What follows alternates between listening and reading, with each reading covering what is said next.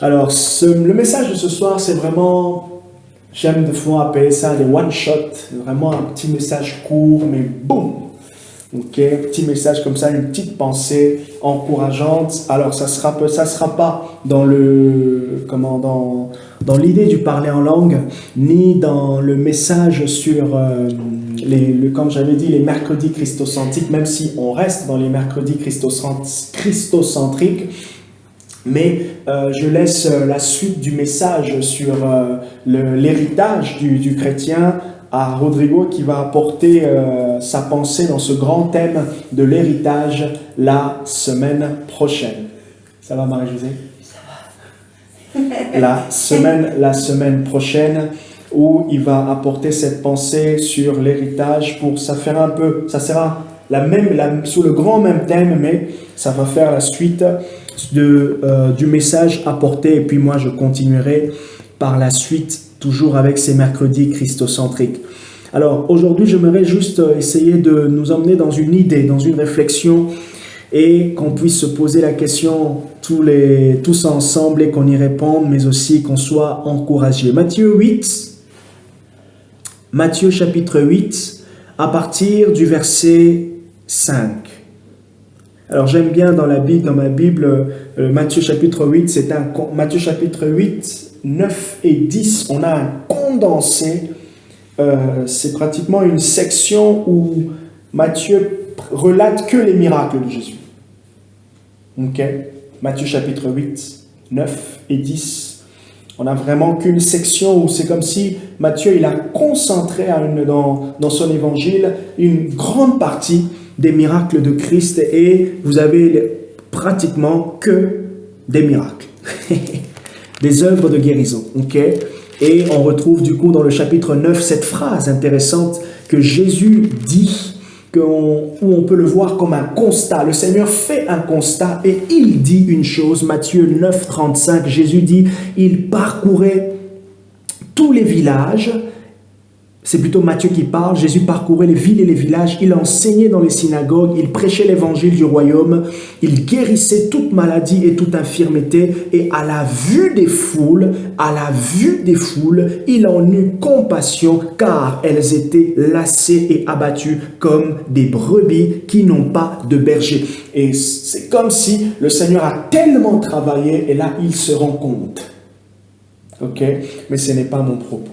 Je reviens dans Matthieu 8, c'était juste un petit commentaire. Matthieu 8, il dit ceci, verset 5 au verset 13.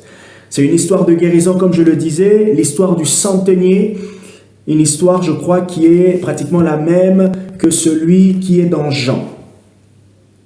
Jean chapitre 4, si je ne me trompe pas. Matthieu chapitre 8, à partir du verset 5, il dit « Comme Jésus entrait dans Capernaum, un centenier l'aborda et le supplia en disant « Seigneur, mon serviteur est couché à la maison, paralysé, violemment tourmenté. » Regardez un peu les caractéristiques, la condition de ce serviteur. Il était couché à la maison, paralysé, peut-être pas une paralysie physique, mais peut-être paralysé à cause de la maladie. Okay? Et il est violemment tourmenté. Jésus lui dit, moi, j'irai le guérir. Volontiers, le Seigneur veut se déplacer pour toucher et guérir cette personne. Verset 8, le centenier répondit, Seigneur, je ne mérite pas que tu entres sous mon toit, mais dis seulement un mot et mon serviteur sera guéri. On connaît ce verset. Dis seulement un mot et ton serviteur sera guéri ou transformé. Car moi, qui suis soumis à des chefs, j'ai des soldats sous mes ordres, et je dis à l'un, va, et il va, à l'autre, viens, et il vient, et à mon serviteur, fais cela, et il le fait. Ok. Verset 10, après l'avoir entendu, Jésus, plein d'admiration, dit à ceux qui le suivaient, en vérité, je vous le dis, je n'ai trouvé chez personne, même en Israël, une si grande foi. Or, je vous le déclare, plusieurs viendront de l'Orient et de l'Occident et se mettront à table avec Abraham, Isaac et Jacob dans le royaume des cieux. Mais les fils du royaume seront jetés dans les ténèbres du dehors, où il y aura de pleurs et de grincements de dents. Puis Jésus dit au centenier, voyant sa déclaration, le Seigneur lui dit, « Va, qu'il te soit fait selon ta foi. » Et à l'heure même, le serviteur fut guéri. Jésus s'adressant au centenier, il lui dit, « Va, qu'il te soit fait selon ta foi. » Et c'est le titre de mon thème ce soir, « Qu'il te soit fait selon ta foi. » Qu'il te soit fait selon ta foi. Jésus a loué. Quand vous lisez les évangiles, il y a très peu d'exemples où le Seigneur s'est exclamé avec un profond étonnement. Et ce centenier, il en fait partie. Ok? Où Jésus, il a loué la foi des gens. C'est plutôt normal de voir que le Seigneur puisse s'étonner de l'incrédulité des personnes. Marc chapitre 6, il est dit que Jésus ne put faire là aucun miracle. Pourquoi? Parce qu'il y avait de l'incrédulité.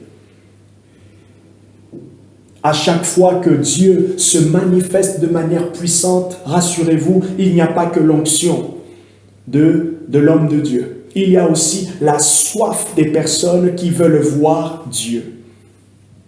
À chaque fois que le Seigneur se révèle, il y a toujours, c'est pas toujours souverainement que Dieu descend, mais c'est aussi parce qu'il y a une attente, parce qu'il y a une soif, parce qu'il y a un désir, parce qu'il y a une faim spirituelle. Quand les cœurs sont préparés, même celui qui opère dans l'onction peut sentir que la dimension avec laquelle le Saint-Esprit me permet de travailler, c'est différent. Pourquoi? Parce que j'ai devant moi des gens qui s'attendent à Dieu. Et puisque Dieu veut honorer ceux qui s'attendent à lui, alors, boum! Celui qui travaille, il voit des choses extraordinaires. Même lui peut dire, waouh, je n'ai jamais été aussi utilisé par Dieu de cette manière. Pourquoi? Pas simplement parce qu'il a prié, il a jeûné, mais aussi parce que ses auditeurs s'attendent à quelque chose. Et c'est triste au fait. Une parenthèse, c'est triste. Vous allez remarquer au fait que c'est important d'avoir cet échange. Si vous allez quelque part, vous allez dans une réunion. Si vous ne voyez pas l'onction de Dieu, si vous ne voyez pas la puissance de Dieu, si vous ne voyez pas Dieu à l'œuvre, il se peut aussi que vous ne vous attendez pas au fait à ce Dieu-là. Comme pour dire, on s'attend à une manifestation de Dieu visible, on s'attend plutôt à une manifestation de Dieu que l'on a vue auparavant. Les gens s'attendaient de quelque chose de Christ parce qu'ils avaient entendu parler. Ils avaient le témoignage de ce qui se passait dans son ministère. Marc chapitre 5 nous parle d'une histoire intéressante qui est celle de la femme à la perte de sang. Jésus se déplace pour aller chez une autre personne afin de guérir la fille de Jairus qui était malade. Sur le chemin, le Seigneur rencontre la femme à la perte de sang. Et cette femme, il est dit qu'elle a entendu parler de Christ et elle vint par derrière et elle saisit quelque chose. C'est très important. C'est vraiment important que l'Église, que nous tous, en avançant au fur et à mesure dans notre foi chrétienne, que l'on soit encouragé, que l'on puisse désirer, aspirer. Et souvent, vous allez vous remarquer que quand on aspire, quand on s'attend à Dieu, vous allez me dire, mais du coup, est-ce que je dois aspirer tous les jours? Oui, c'est un désir qui doit se renouveler dans la force dans le Seigneur, chaque jour. Même s'il y a des jours, votre aspiration, vous aurez l'impression que votre aspiration de Dieu sera peut-être un peu plus faible, mais d'autres jours, on dirait que c'est un peu plus fort, et ainsi de suite. L'apôtre Paul dit dans 1 Corinthiens 14, « Recherchez l'amour, aspirez aux dons spirituels les meilleurs. » Ça veut dire désirer aux dons spirituels les meilleurs. Et il dit, « Je vais vous montrer la voie par excellence. » Alors Jésus s'étonna, verset 13, Matthieu 8, verset 13, il lui dit, « Va, qu'il te soit fait selon ta foi. » Et j'aimerais dire aussi à quelqu'un aujourd'hui, « Qu'il te soit fait selon ta foi. » Je vais vous expliquer quelque chose. Prenons ensemble encore Matthieu chapitre 9. Est-ce que ça va? Matthieu 9. Matthieu chapitre 9 à partir du verset 27. Matthieu 9 à partir du verset 27, on va lire jusqu'au verset 29. Comme Jésus s'en allait, 2 aveugles le suivirent en criant « Aie pitié de nous, fils de David !» Comme Jésus s'en allait, 2 aveugles vinrent vers lui et ils dirent « Aie pitié de nous, fils de David !» À son arrivée à la maison, les aveugles s'approchèrent de lui et Jésus leur dit « Croyez-vous que je puisse faire cela ?» Jésus leur posa la question, vous voulez la guérison? Est-ce que vous... C'est fou quand même. À certaines personnes, Jésus leur dit, que veux-tu que je fasse pour toi? À d'autres, le Seigneur ne dit rien, mais il imposa simplement les mains et les personnes furent guéries. Donc on voit par là multiplicité de stratégies, des moyens par lesquels le Seigneur a entrepris le miracle. Dieu est multistratégique. Pendant qu'on s'attend à gauche, il vient à droite et pendant qu'on s'attend à droite, il vient à gauche. Alors, ce que nous devons faire, c'est simplement de nous attendre à lui en sachant qu'il peut venir à droite ou à gauche. Mais maintenant, notre attente, notre confiance crée en nous maintenant une certaine sensibilité. C'est la confiance et l'attente dans le Seigneur qui crée la sensibilité de pouvoir se dire « Dieu est en train de passer par là. » Alléluia. Alléluia. Regardez maintenant le verset 29. Alors il leur toucha les yeux et en disant qu'il vous soit fait selon votre foi. Encore une deuxième fois, on a cette expression qu'il vous soit fait selon votre foi. Bonsoir, Kali. On prend encore un autre texte, toujours dans Matthieu, et là nous sommes dans le chapitre 15. Notre dernier texte, en tout cas dans la lecture. Matthieu chapitre 15. Donc le premier texte, Matthieu chapitre 8, versets 5 à 13. Deuxième texte, Matthieu chapitre 9, 27 à 29. Troisième texte, Matthieu chapitre 15. Matthieu chapitre 15, 21 à 28. Matthieu 15, 21 à 28, je lis.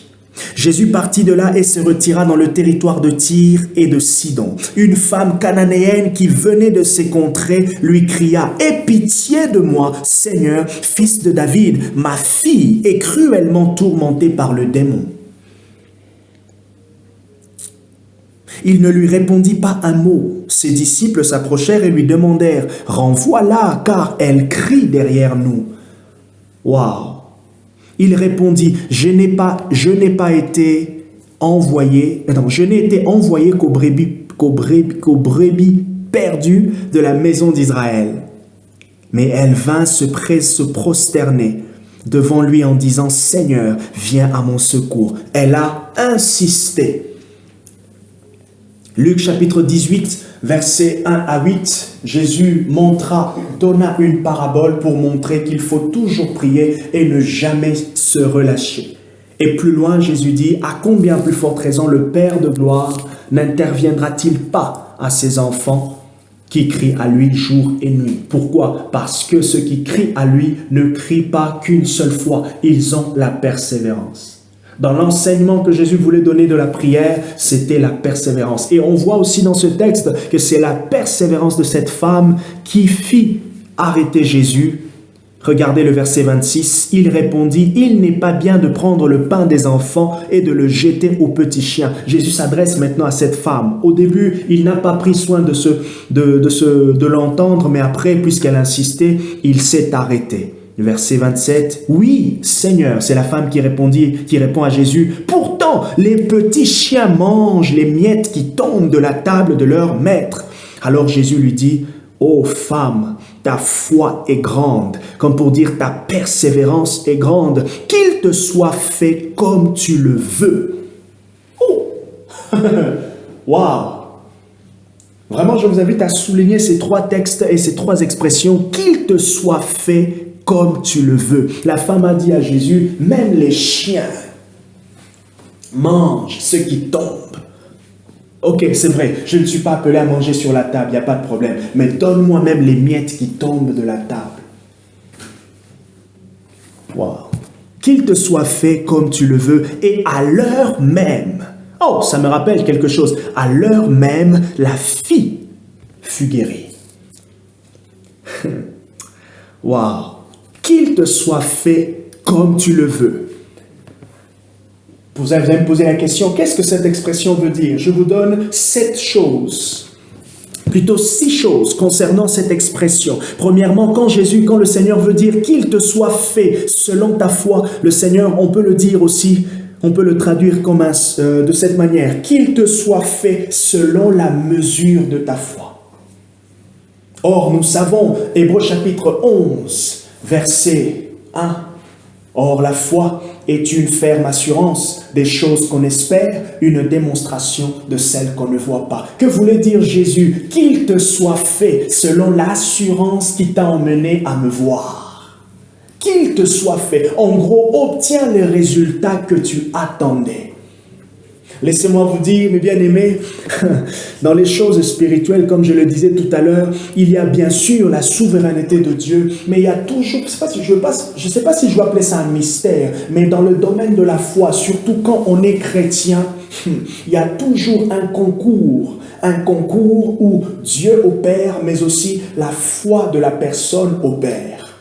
Quand quelqu'un vient pour qu'on puisse prier pour elle, okay? Bien sûr, il y a l'onction ou la foi de la personne qui va prier, mais il y a aussi la disposition de cœur, la foi de la personne qui reçoit la prière. On a remarqué quand il y a une bonne disposition intérieure, il y a souvent un résultat extraordinaire. Même la personne qui prie est étonnée des œuvres qu'il voit. On prend par exemple le cas de la délivrance. Quelqu'un vient pour la délivrance, la personne n'est pas bien préparée. Intérieurement, la personne n'est pas disposée. Je ne dis pas dans sa disposition qu'elle n'a pas de foi. Mais par exemple, cette personne n'a pas renoncé à certaines choses, même si la personne qui va prier à l'onction, il y aura un blocage quelque part. La personne qui prie va sentir qu'il y a un cycle qui est en train de se répéter depuis un moment. On dirait qu'on n'avance pas. Pourquoi on n'avance pas? Parce qu'il y a une disposition de cœur qui n'est pas bonne. Ou il y a une disposition de cœur qu'il faut avoir. Le Seigneur veut dire simplement, et c'est intéressant de remarquer, je expliquerai ça un peu plus en détail plus tard. On va peut-être dire, oh oui, ces personnes, ils avaient l'audace de s'approcher de Dieu. On va peut-être dire, oh, ils étaient courageux, ces personnes, ils étaient courageux, mais on dirait que c'était facile pour elles de s'approcher et alors les autres. Qu'il te soit fait selon ta foi, ça veut dire qu'il te soit fait selon la mesure de ta foi. Deuxième chose, qu'il te soit fait selon ta foi, c'est aussi qu'il te soit fait selon ce que tu as cru au-dedans de toi.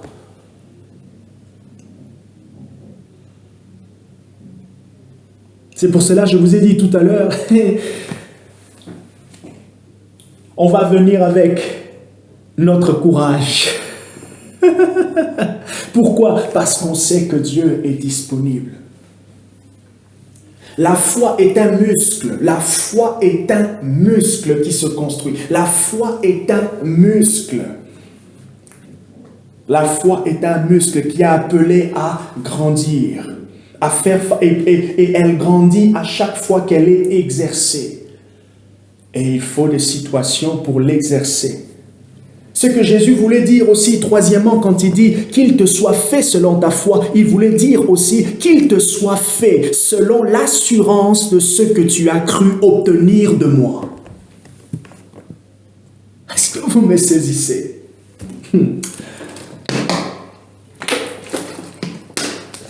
On a vu trois cas de problèmes ici. Premier cas, un des aveugles. Deuxième cas, en fait, dans les 3 cas, c'est des cas de guérison.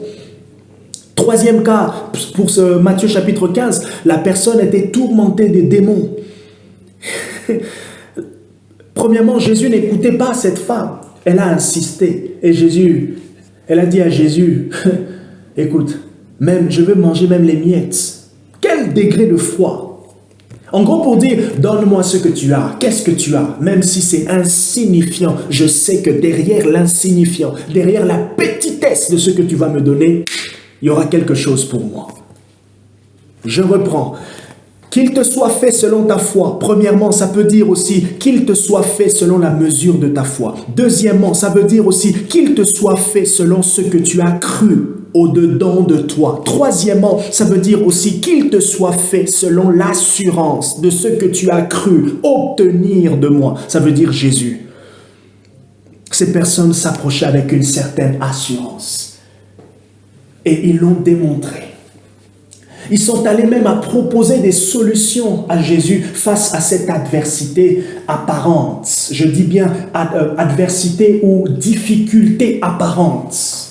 Ne voyons-nous pas des gens qui baissent les bras face à certaines difficultés apparentes, des obstacles apparents? On baisse les bras.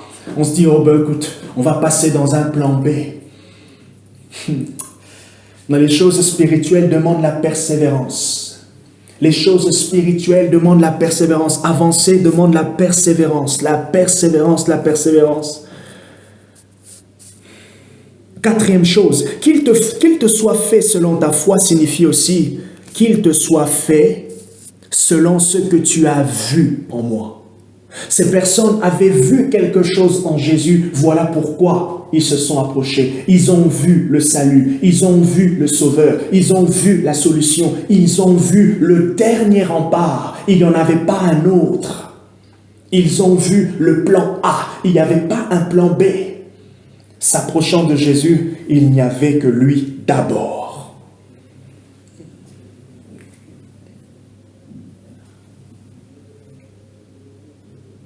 La persévérance. Quelle est la vision? Qu'est-ce que vous avez vu en Jésus? Et c'est ce que vous avez vu qui produit, qui va encourager votre persévérance. Qu'il te soit fait selon ta foi. Je continue. Il reste deux phrases. Qu'il te soit fait selon ta foi signifie aussi qu'il te soit fait selon ce que tu as discerné. Ces personnes, ils avaient discerné quelque chose. Qu'est-ce qu'ils avaient discerné?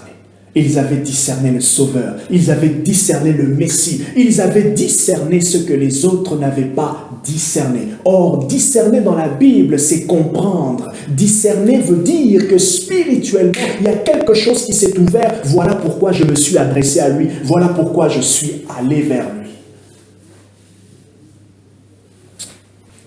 Dernière chose. Qu'il te soit fait selon ta foi signifie qu'il te soit fait selon la portion de Christ que tu as saisie.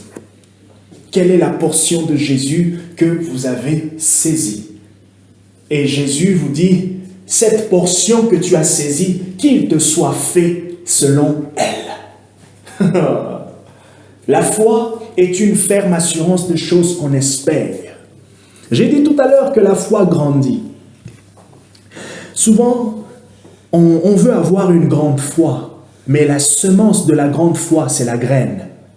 La semence de la grande foi, c'est la petite graine que vous avez. La semence de la grande foi, c'est, en fait, l'expérience d'une grande foi, c'est simplement la petite, celle que vous avez déjà, celle que nous avons déjà. Alors qu'il te soit fait selon ta foi, Jésus voulait dire aussi qu'il te soit fait selon la portion que tu as saisie, selon la portion que tu as reçue de moi. Nous avons tous reçu une portion de Christ. Et c'est cette portion-là qui va le glorifier lui-même. C'est cette portion-là que le Saint-Esprit va glorifier. Romains chapitre 10, verset 17, il est dit que la foi vient de ce qu'on entend et ce qu'on entend vient de la parole de Christ. C'est avec ce que nous avons entendu que le Seigneur va agir. J'aimerais dire quelque chose ici. En fait, qu'il te soit fait selon ta foi, même si on le voit, on voit cette expression reprise au moins 3 fois avec ces 3 histoires, ce n'est pas une formule magique. La foi, ce n'est pas une formule magique. Voilà, ce n'est pas une formule magique, abracadabra, papa, ça apparaît. Non. Jésus ne dit pas une formule magique ici. Et de même aussi, nous aussi, dans notre marche avec Dieu, nous ne sommes pas dans des formules magiques. Et je vous assure, l'homme de manière générale est très sensible à tout ce qui est forme, à tout ce qui est formule. Tac, tac, tac, résultat. L'homme est très sensible. Voilà pourquoi nous sommes très sensibles, nous devenons facilement religieux. Parce que dans la religion, il y a rapidement un cadre. Quand je respecte le cadre, ça veut dire je suis. Je respecte le cadre, je suis. Je respecte le cadre, je suis. Et parmi les choses qui tuent, qui diminuent, qui expulsent, qui arrêtent l'œuvre de l'esprit, c'est aussi la religion. Quand on commence à mettre Dieu dans un cadre, Dieu sort du cadre et on reste qu'avec... on reste avec le cadre sans lui, sans la photo.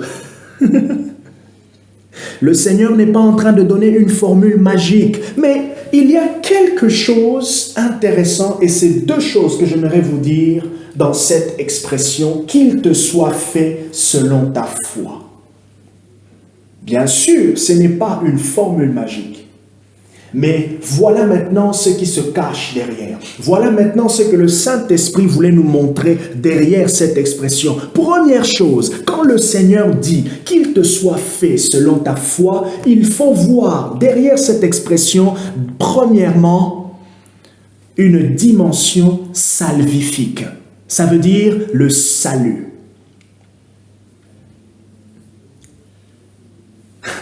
Est-ce que ça va ceux qui sont en ligne? Vous arrivez à me suivre? Oui, très bien, ça va. Ça va? Donc, quand Jésus dit à ces personnes qu'il te soit fait selon ta foi, premièrement, il faut se projeter au fait dans la dimension de salut. Cette parole est vaste.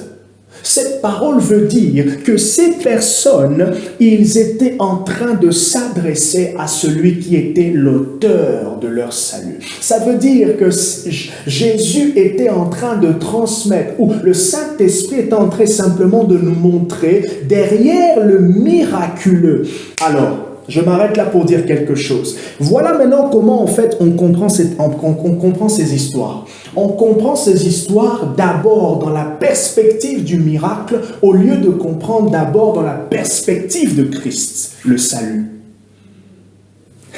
Voilà, j'explique. Le Saint-Esprit veut non pas simplement nous montrer le miracle, mais surtout le salut. Et c'est le salut qui engendre le miracle. Je reprends. Le Saint-Esprit ne veut pas nous montrer le miracle, mais il veut nous montrer l'auteur avant le miracle. C'est parce que c'est en ayant vu l'auteur que le miracle vient. Est-ce que vous saisissez? C'est pour cela, en fait, Jésus dit qu'il te soit fait selon la mesure de ta foi. Pourquoi? Parce qu'ils ont rencontré celui qui est l'auteur, le producteur, alors vous pouvez maintenant aller. Si vous avez reçu Christ, alors allez voir le résultat de Jésus. Qu'il te soit fait selon ta foi est une parole, est une expression qui révèle Jésus dans sa dimension de sauveur, rapporteur du salut. On peut voir par là que ces personnes étaient en train d'expérimenter une forme de régénération. Ils étaient en train d'expérimenter derrière leur situation une révélation du Fils de Dieu. Donc, derrière le miracle, ce que Dieu était en train de pointer, c'est la personne de Christ.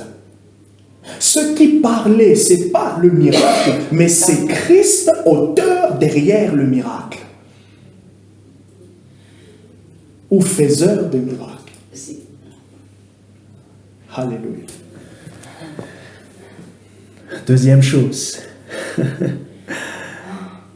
Le salut, l'expression plutôt « qu'il te soit fait selon ta foi », premièrement, nous emmène, nous montre, nous dresse le portrait, j'ai dit, de Jésus dans sa dimension de l'auteur du salut. Et deuxièmement, cette expression nous présente Christ comme étant l'auteur et le consommateur de la foi. Je me suis posé cette question. Regardez ce que Hébreux chapitre 12, verset 2 nous dit. Je nous emmène dans Hébreux chapitre 12, verset 2. Hébreux chapitre 12, verset 2. On peut même commencer à partir du verset 1. Nous donc aussi. Hébreux chapitre 12, verset 1. Nous donc aussi, puisque nous sommes environnés d'une si grande nuée de témoins, rejetons tout fardeau et le péché qui nous enveloppe si facilement et courons avec persévérance l'épreuve qui nous est proposée. Les yeux fixés sur Jésus, qui est l'auteur de la foi et qui l'amène à la perfection. Au lieu de la joie qui lui a été proposée, il a supporté la croix, méprisé la honte et s'est assis à la droite du trône de Dieu. Regardez le verset 2, les yeux fixés sur Jésus, qui est l'auteur de la foi et qui l'emmène à la perfection. C'est intéressant de remarquer que ces personnes se sont approchées de Jésus, mais c'est aussi important de se poser la question, qu'est-ce qui a fait qu'ils s'approchent de Jésus, eux et pas les autres?